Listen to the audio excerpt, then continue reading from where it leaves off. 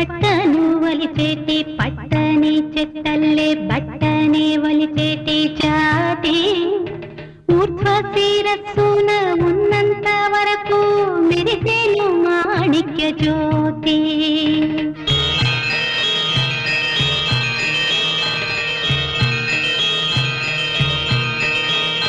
పాలిచ్చు వారికి పక్కనే ఉంటూనే కాపాడడం నా నీతి.